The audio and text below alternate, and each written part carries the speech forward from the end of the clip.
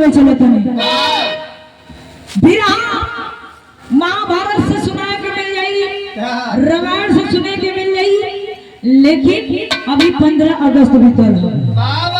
24 में हम लोगन के ना तक खाए के अधिकार, ना तक चले के, ना तक पहिरे के कोई अधिकार ना रहल। वह समय की बात बतावे चलत रहे जो समय धरती माता गुलामी के जंजीर में जकड़ी हुई करार थी।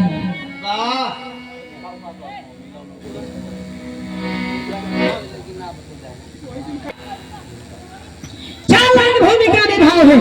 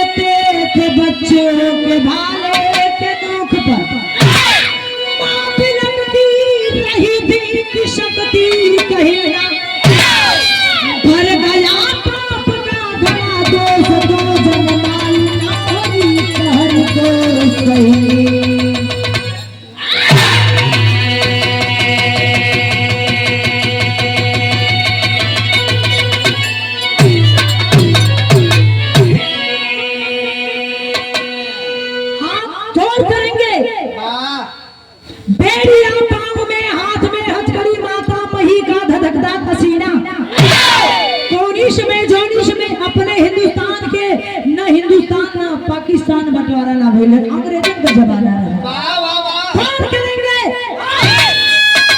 अरे बाबू अंग्रेजी सैनिक का ऐसा शासन रहल कि हमहन के ना तो खाए के, ना तो पहिरे के, ना तो मन के बोले के आदेश रहल।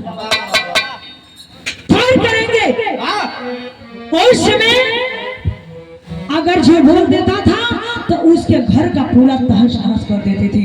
छोटे छोटे बच्चन के आसमान में फेंक के भगवा के लोग पे रोक लेता था। लेकिन कहल ए भैया पाप का घड़ा जब भर जाला तो केहू कुंवर कन्हैया बन के पैदा लेवेला, तो पापी के नाश करे बदे भगवान भी अवतार ले रहा। तो यही से जब पाप का घड़ा भर गई तो भैर का फिर हम अंदर एक लाइन कौवाली का टुकड़ा पड़ा।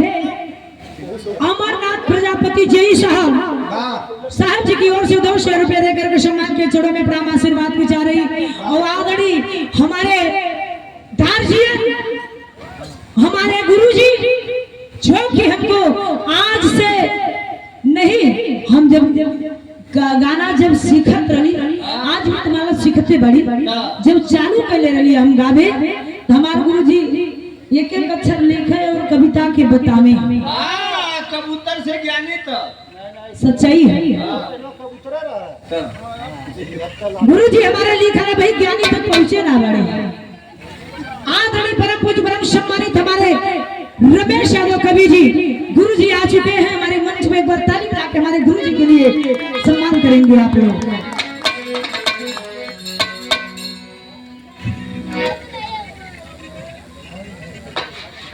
और देखिए फिर आगे बड़े अच्छे कलाकार शशि लाल यादव वीर रस के भाव पे 10 रुपया दे के सम्मान कैला और साथ में सुंदर पुष्पहार।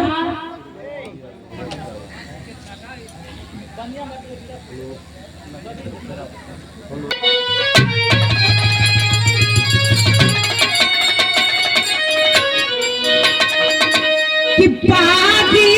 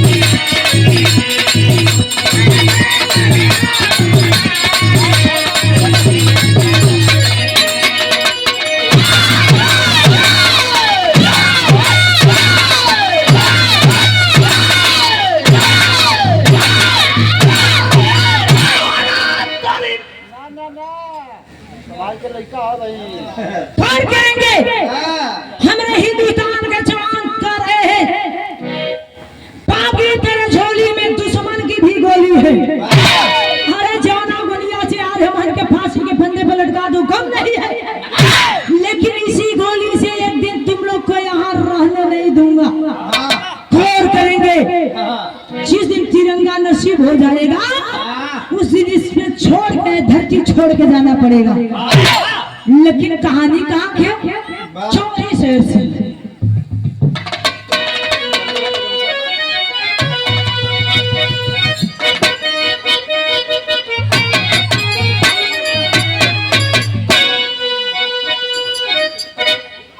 कह के दिला भैया पगड़ी बांध ला भैया जौहरी के लगे हो तेरा गुरु जी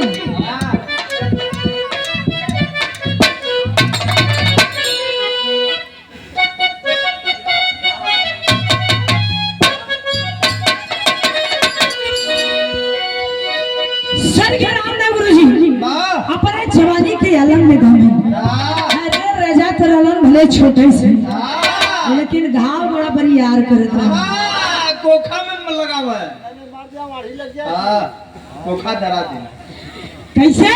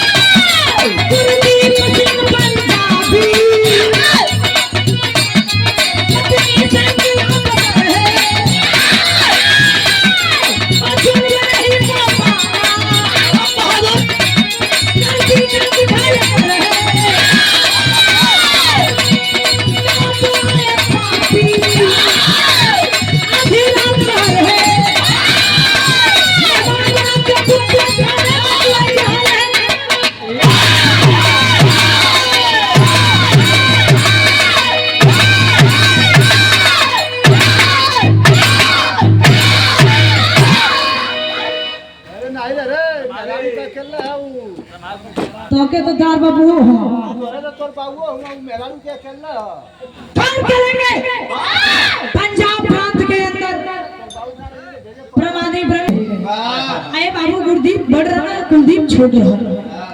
और गुरदीप तो जब माई बाबू ये दुनिया को छोड़ के जाने लगे तो कलन की बेटा गुरदीप छोट भाई कुलदीप को तोरे तो ही माई बड़ा तो ही बाप बड़ा इनके तो ही के देखे के पड़ी ए बाबू वैसे ही गुरदीप फर्ज भी निभावत रहा। लेकिन धीरे धीरे धीरे गुरदीप बड़ा हो गया, कुलदीप थोड़ा सा उसको संभालना जरूरी रहा।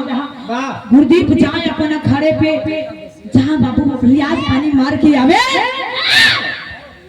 कुलदीप के खाना बना देवे में बड़ा समय हो जाता। कुछ नात रिश्तेदार गांव देश के लोग मिल के कलन की गुरदीप इन लड़कवा का भैया बेचारा बड़ा देर तक भूखे रह जाला, काहे ना घरवा में शादी करके एक लड़की लिया देता, 2 रोटी बना के समय से देवे लगा। आए बाबू सब कर बात मान करके शादी कर लेना, जौना शादी कर लो घर में दुल्हन आई है, खुशियाली है और जो घर में खुशियाली है धीरे धीरे 6-7 महीना का दिन बीतल है, 6-7 महीना का दिन बीतल।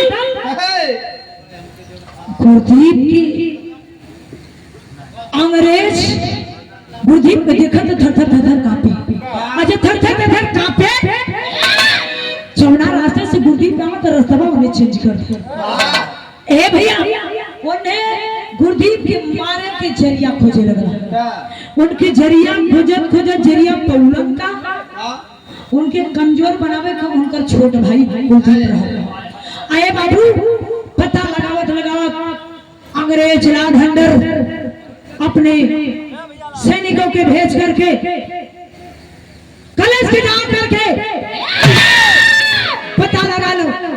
पता लगाते लगाते बाबू छोट भाई के पास आया और छोट भाई के भरमाने लगा, बोला कि तुमको पैसा देंगे धन देंगे, कितना दिन गरीबी की जिंदगी में बिताओगे। अरे बाबू पैसा के लोभन आ करके वो लोग से मिल गए ना कुलदीप। एक दिन अंग्रेज लाधंडर धीरे धीरे प्रचार जब प्रचार लेलस एक दिना कलश की कई दिन ये भाई के दबाव में रहा, काहे ना इनके जो एकदम इनका नाम निशान बुता देता। अरे भैया कहल जाला कि चोरे के संग रबा तो चोरी सिखबा और समाज के संग में रबा तो सामाजिक बात सिखबा, तो जैसे जगह संग रबा वैसे ही में संघर्ष से गुड़ होता और संघर्ष से गुड़ जाता। क्या करेंगे आए बाबू कलम के हमारे भैया के मारे बदे 10 जने कुछ ना कर सकेला। कलम करे तो बोलावा एक दिन चलो दावत रखल जा, लगना उपाय लगाओ, कलम दावत रख थी वही दावत अपने भैया की बुला दा और तो के कुछ ना करके तो के रुपया पैसा से माले माल कर दे। ए बाबू अपने भाई के बात के समझ करके दावत में बुला लिए, दावत में बुला लिए। ये कहीं रास्ते से 4-5 थाली निकल रहा और वही रास्ते से गुरदीप का भी थाली निकला है, गुरदीप का भी थाली निकला। सबके थाली में कुछ नहीं और गुरदीप जब थलिया आई तो गुरदीप लगना खाई, आधा खनवा खैली बड़न धीरे धीरे जहर अपन असर दिखाने लगा। जब जहर असर दिखाने लगे बाबू जान में सोच लिए गुरदीप कुलदीप कलम भैया कैसा पूरा खनवा खला। भैया कलम के ए भैया तो कि अपन भाई ना तो कि अपन बेटवा जानत रही हो, तोहरा से अच्छा अगर एक कुत्ता पाल ले रहती तू जिंदगी को फेदार हो जाए। इतना का करके घर पे निकल गए और घर पर पहुंचलन जैसे दरवाजा पे पहुंचे तो ये बाबू लटका के गिर गए, मुंह से खून आखिरी सांस गिरने लगला। उनके दुल्हन का नाम शीला रहा। आवाज लगा दिए अरे शीला कहाँ पे हो। शीला बाबू अपने पति की आवाज सुनकर दौड़ी दौड़ी आई और देखी पति के मुंह से खून निकल रहा। उठा के सरवा पैरवा पे रख के सिलावे लगली, पूछे लगली सारी बात शीला से बतौले बड़न। कलम की सुना जवन हमार और तोहार प्यार के निशानी गर्भ में तोरे लड़का पलत था, अगर बेटवा होके तो फौजी जवान बनैहा जौने के हमार बदला ले ले। ये बाबू ये तने कब के दम के तोड़ देले बाड़न और जब दम के तोड़ले बाड़न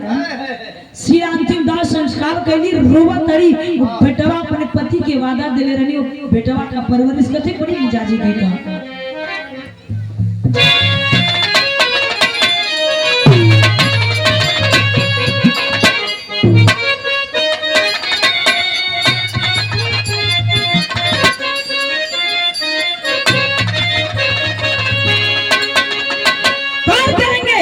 माई बहन का गीत हो पहले आज तो मोबाइल है पहले मोबाइल ना रहा चिट्ठी से काम होके कैसे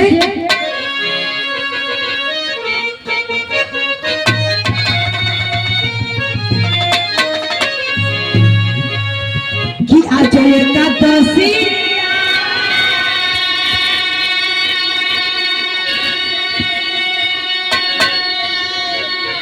आज एकादशिया बिहाने दुआ दसिया तेरसिया के ना ये तेरसिया के ना सैया मंगेला गवनवा तेरसिया के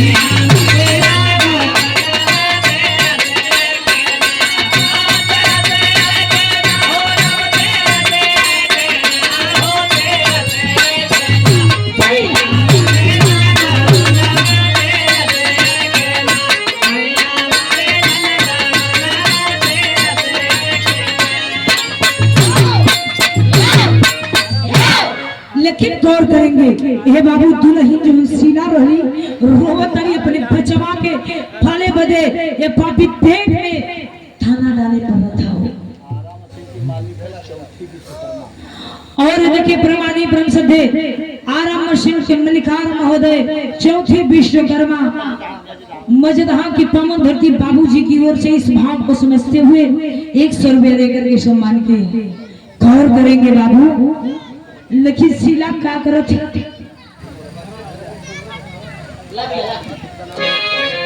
बिल्कुल बिल्कुल बिल्कुल मजिदहा दल श्रृंगार नेताजी बड़े भैया मजिदहा की पावन धरती से देखिए 151 रुपया देकर के सम्मान के गौर करेंगे। एक सेकंड कहीं समय मौका दे दो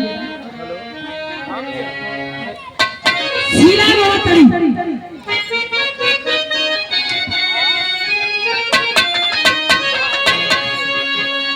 किसिया गौर पालता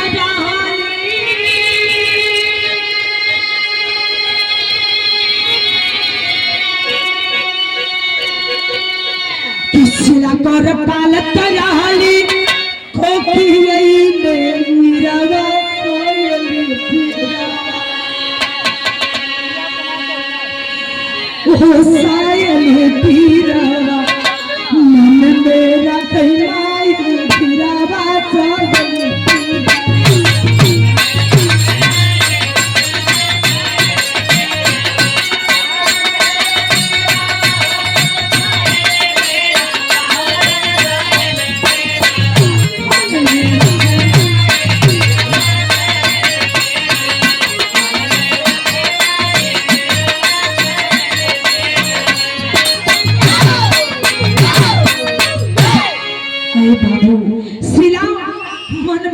अभिलाषा ने इनकी सैया का वादा पूरा करे के हमरा के तो 2 रोटी खाई ना ते जी पैसे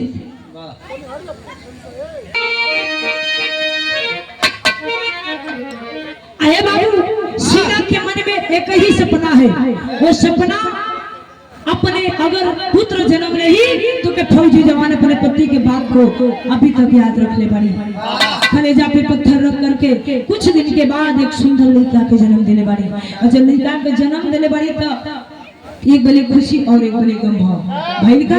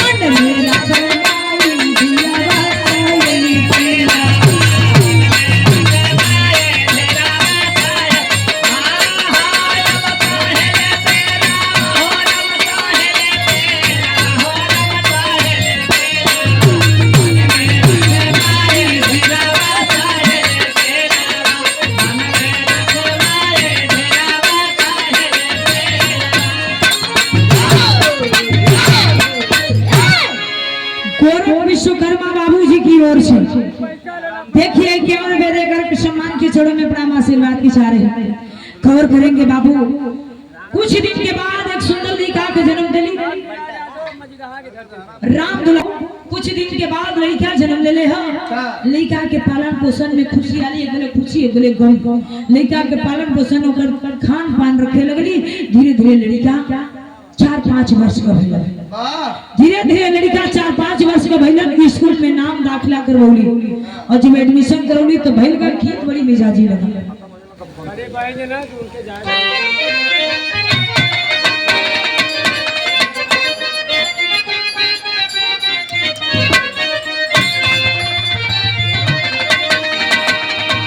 हमारे गुरुजी के विद्या के गीत बड़ी पुरान है।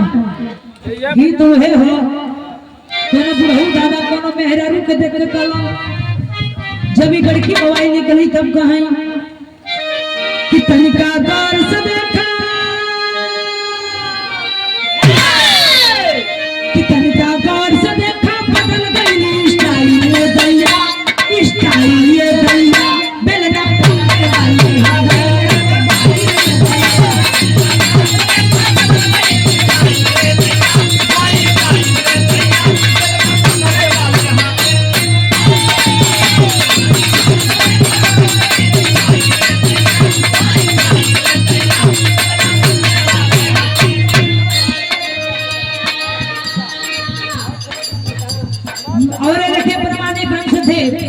मिठाई कनौजिया मजदहा की बावन भर्ती से 100 रुपया और सुनील कनौजिया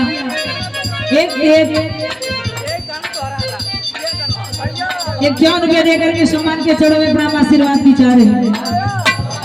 चढ़ला चोर लगा के टूट गई चरपाई तो सब कहिया बोलना हमारी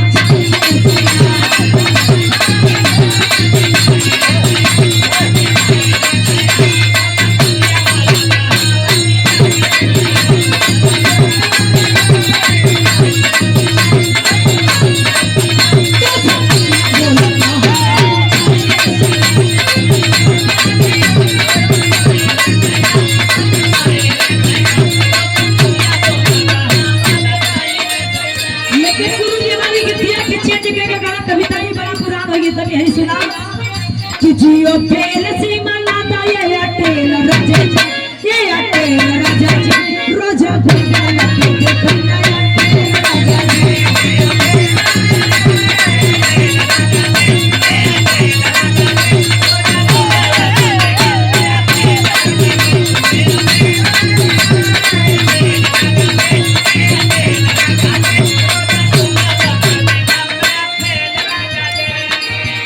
लेकिन कौन करेंगे मतारी अपने बटवा की स्कूल में एडमिशन करौली और जब एडमिशन करौली विचार फंक्शन रहल बाबू के बुलावे माई के बुलावे तो माई भर जाए बाबू न जाए और जब बाबू न जाए ए बाबू तो स्कूलिया के लड़का वो लड़कवा के ताना मारे और जब ताना मारे तो आके माई से लगना कहे एक दिन हद पार भई लिखा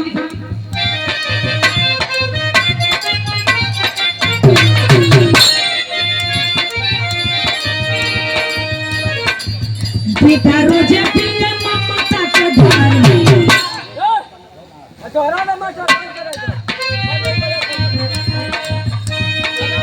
बेटा रोजे साहेब का नाम के मार भाई हाँ हमार भाई बेटा पिए लगना ममता के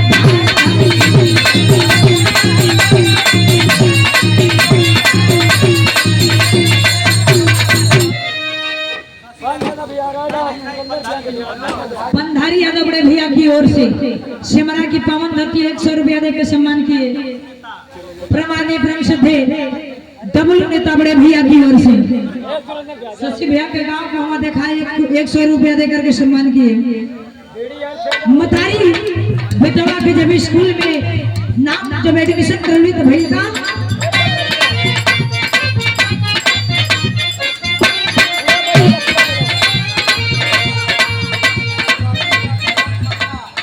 रवि यादव उर्फ मक्का बेटा गई सब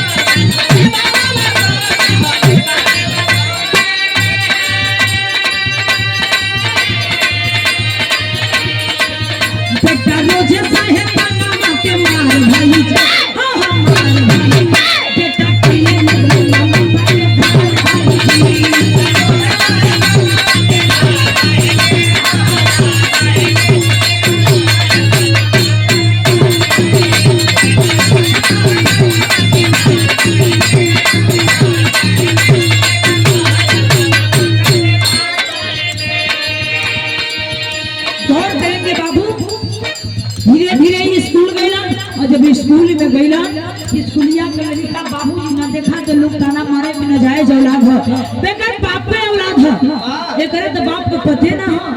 आई बाबू एक दिन आके मई के अचरा पे गिर के गुरुआ में सुन के लगना रोवे कि मई सही माँ बाबूजी ना होता सही न जाए औलाद है।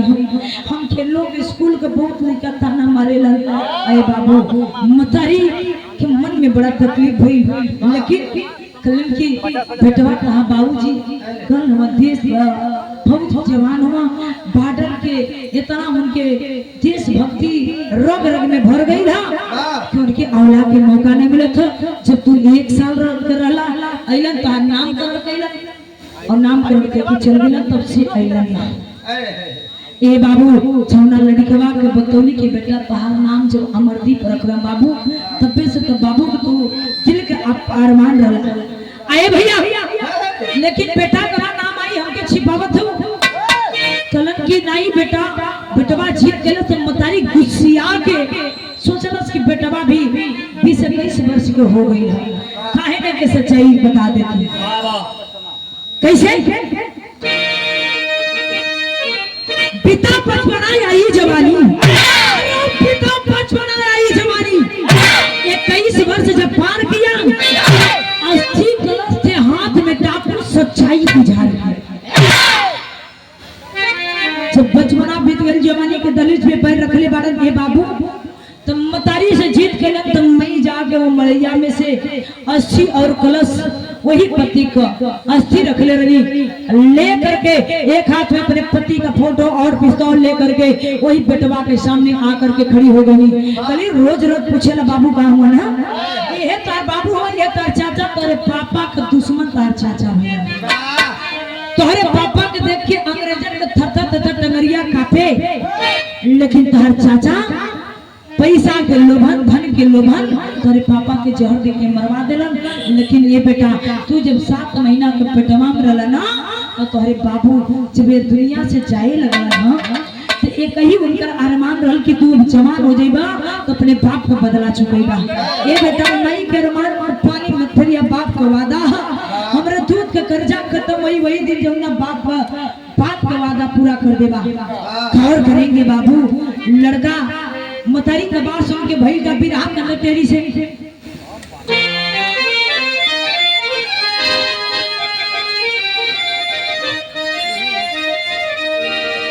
बड़ी परम पूज्य परम सम्मानित पहलवानों के पहलवान घासी पहलवान बड़े भैया की ओर से 1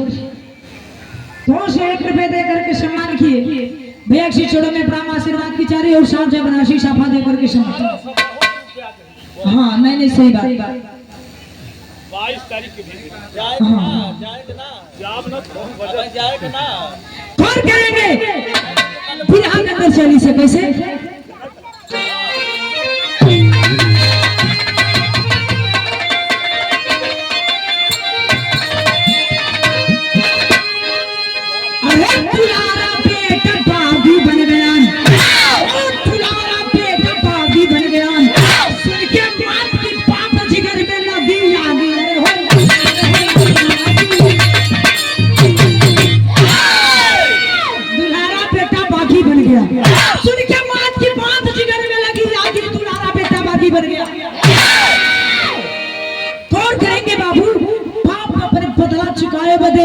मतारी हाथ में अस्थि और पिस्तौल थमा दली देख के चल हो बड़ी मिजाजी गीत का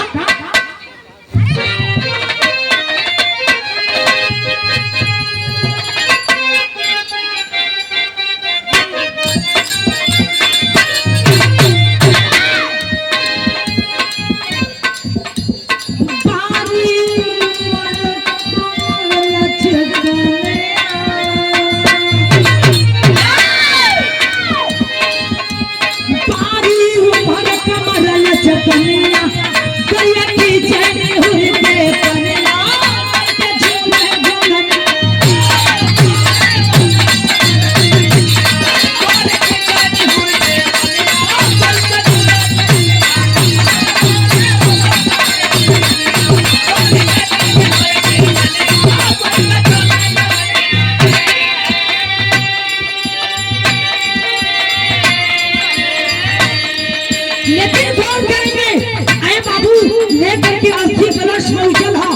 अपने भाप का अस्थि विसर्जन करत हो। कैसे करत हो?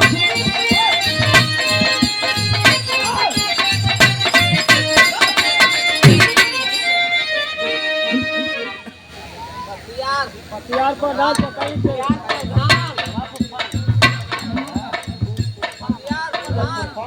पतियार प्रधान चकाई से पतियार प्रधान चकई की पावन धरती से राहुल ढोलक मास्टर कमर फूफा जी हैं। फूफा के श्री चरणों में प्रणाम आशीर्वाद की जा रही है। 100 रुपया देके सम्मान किया फूफा प्रधान वाले के बड़ा संकट है राहुल।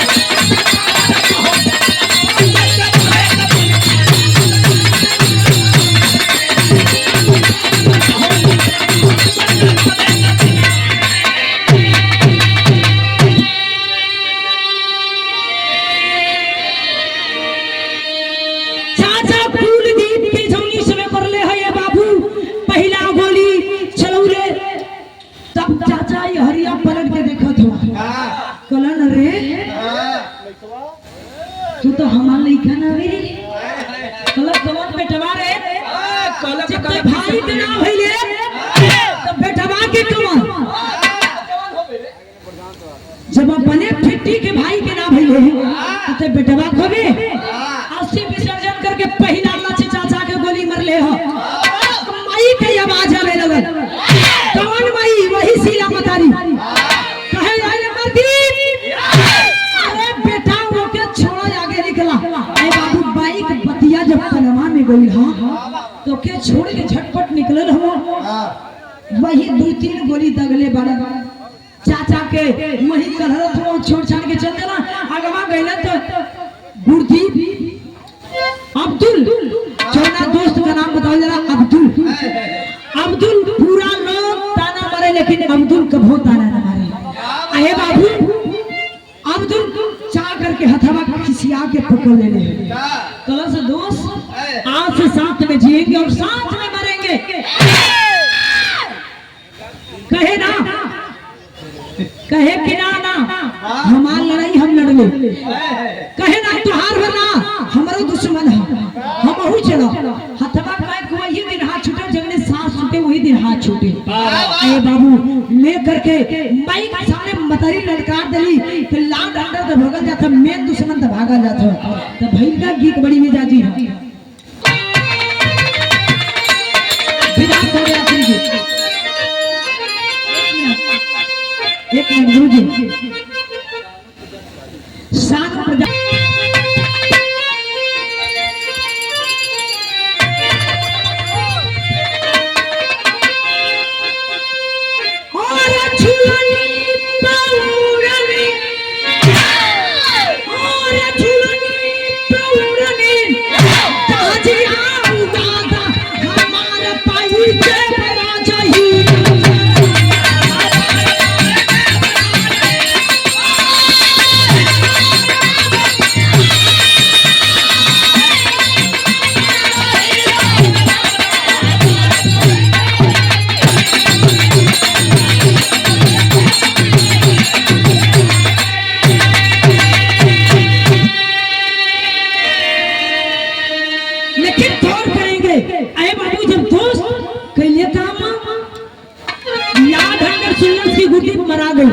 तो वो छोड़ के भागल चाहत हो।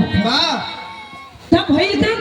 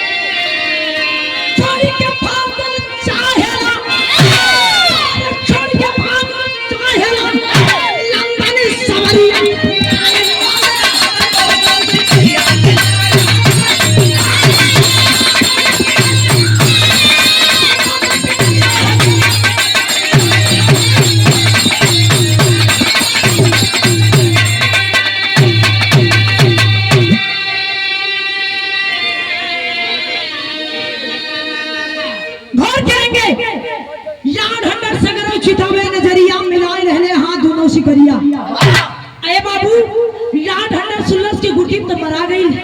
कुलदीप के बेटवा गुरदीप मारे आई ह। कुलदीप के बेटवा अमरदीप मारे आई मार देलस। हम हो के मार दे ले करके इंडिया का धन ले करके भागने लगा, लंदन भागने लगा। लेकिन जाते जाते काकोरी में पकड़ गया। दोनों जवान जाकर के मैदान में घेर लेते हैं।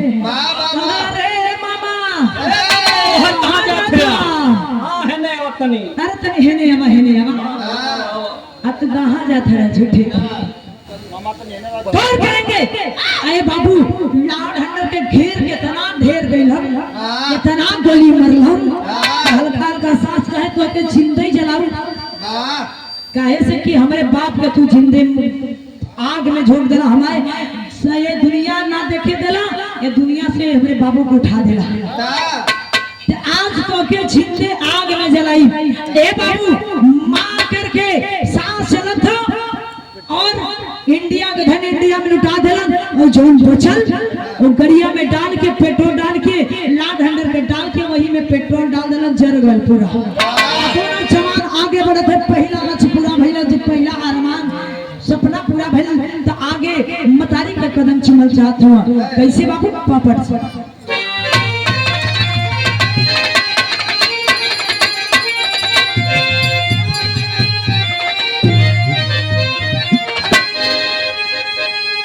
काकोरी में किए जन संहार सारा जर गईले हो। काकोरी में किए जन संहार सारा जर गईले हो। और साई कमिश्नर से टूटल बत्तार सारा जर गईले हो।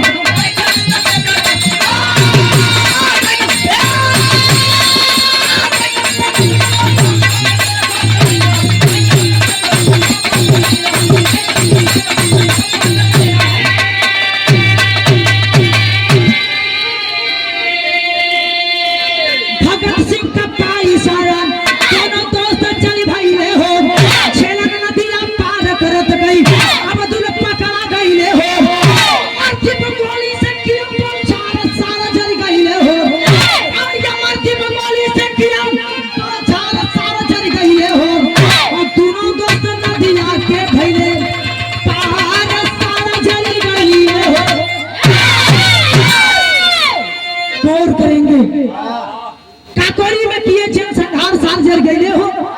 छेले नदिया पार करत गई। भगत सिंह के इशारा पर बोला जा, अरे बेटा तू लोग विजय हो जीवा। तो वही लोग तो हमारे देश का रखवार हुआ, पहरेदार हुआ। अरे बाबू छेले नदी पार करते हैं। अमरदीप फाती पापी जान रचले रहा ऐलान कर दिया कि दो बालक जा रहे हैं, जहां पे मिलेंगे वही पर घेर के उन लोग को मार देना। गौर करेंगे बाबू, झेलम नदी पार करत हो तब तक पापी जाल बिछौले रहना, वही जलिया में अमरदीप खातिर बिछौले रहना, लेकिन कुलदीप अपने दोस्त के साइड करके वो जलिया में अपना फंस गया। और जब अपना फसल है ए बाबू, अमरदीप देखलस गलिया से बौछार करके झेलम नदी के पार कर देगा। और जब पार कैले बारन तब भइल का आधा में प्रमाण मिलल।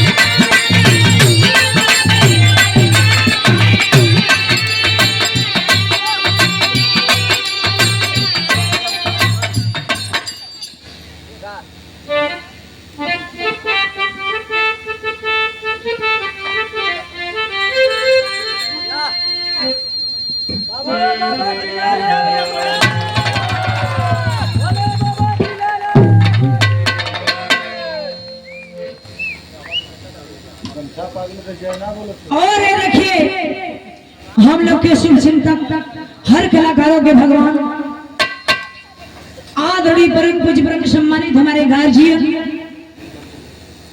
बबू सिंह के धड़कन, अगर आज वर्तमान क्षमांचल दी हम कली हम तीनों कलाकारों के पार्टी वाले थे और हमारे गुरु जी के भी देखिए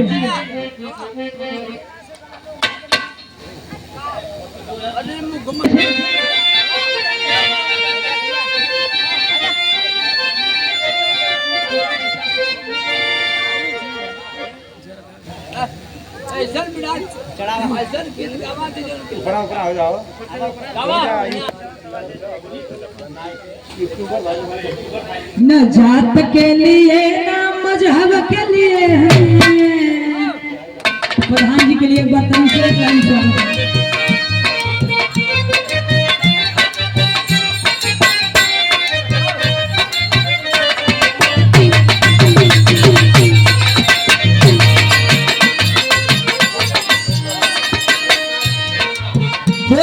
विश्वकर्मा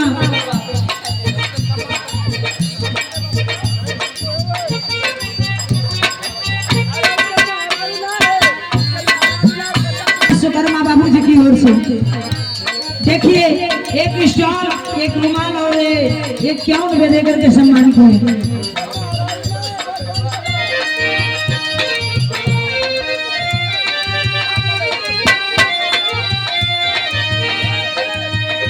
न जात के लिए न मजहब के लिए है, न जात के लिए न मजहब के लिए है, ये साहब जी तो ये सब के लिए है।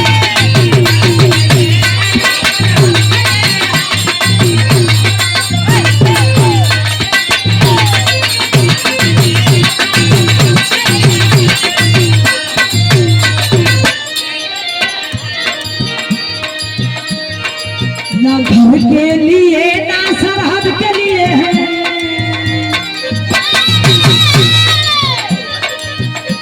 न घर के लिए न सरहद के लिए है, ये साहब जी हम लोग सब के लिए है।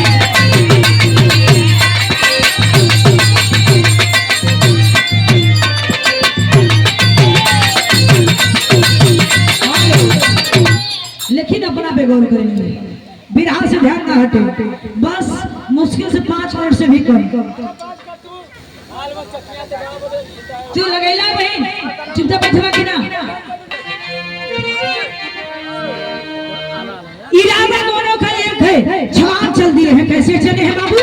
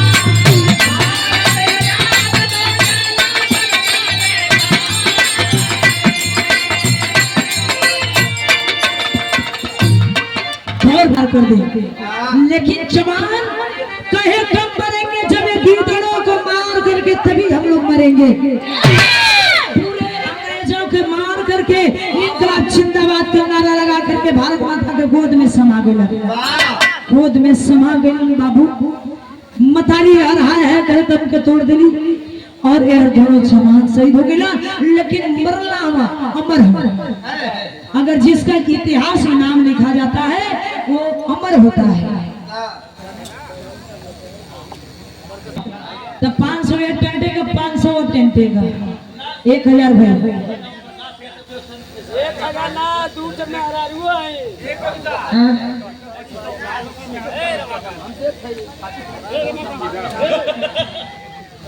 अच्छा जहाँ रहबा तहाँ ना सही पर रहबा ना से देला ना से देला एकदम पूरा ना सिखा हुआ देखिए 500 रुपए देकर के सम्मान किए हमारे गार्जियन महोदय इस कार्यक्रम के हम लोग के गार्जियन हम कलाकारों के भगवान हैं बाहर बिहार बलिया में छोड़ा चंदौली बनारस में आजा चंदौली बनारस में आजा बिहार बलिया का डर जाता हुआ 501 रुपए देकर के सम्मान किए बाबूजी के शिष्यों में बड़ा आशीर्वाद के चाह रही थोड़ करेंगे दोस्ती का नाम लिखा कहा गया भाई भाई को नहीं हुआ लेकिन दोस्त दोस्ती का हुआ तो भाई से अच्छा दोस्त निकल गया लेकिन गौर करेंगे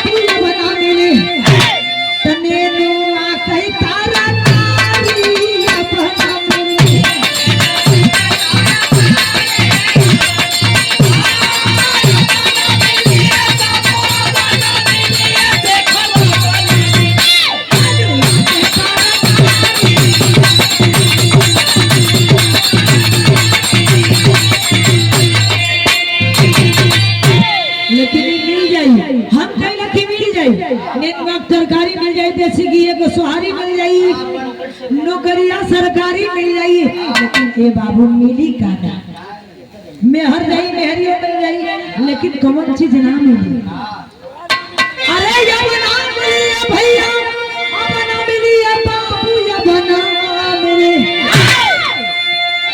अरे ये बना मिली पंच ये बना मिली बाबू ये बना मिली मुआ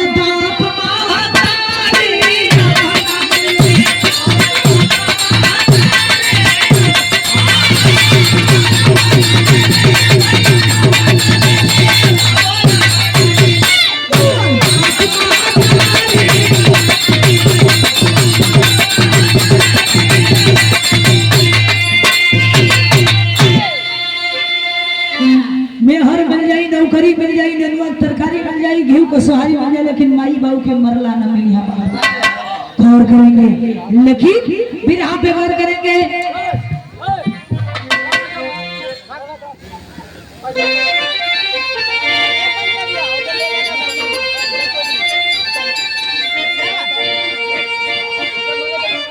अरे सोना चल गइले नवा लिखाई बिरवा,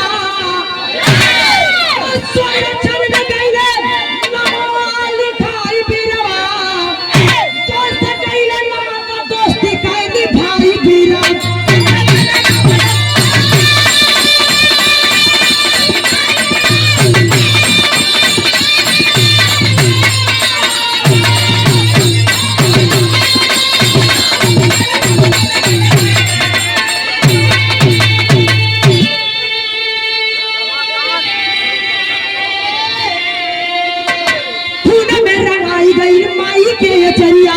एक दूसरे गले बहिया उड़े गुलहजरिया, काल के काल में गइले समाई हिरवा, काल के काल में गइले समाई हिरवा, दोस्त गइले नाता दोस्ती कानी भाई बिरवा।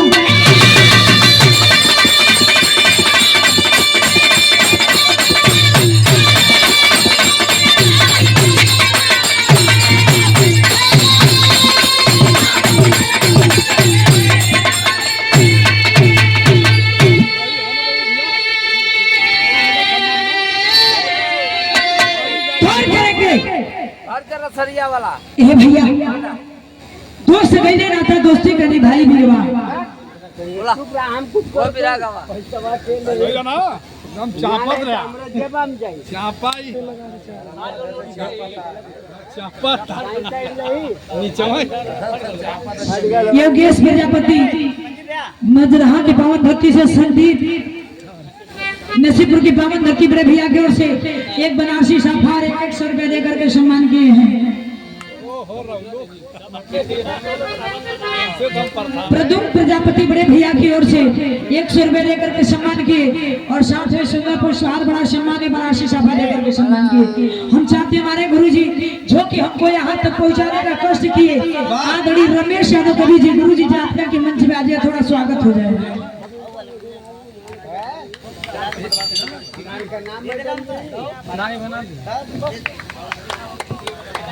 ये अम्मा देत हो धक्का है ये धक्का ना हो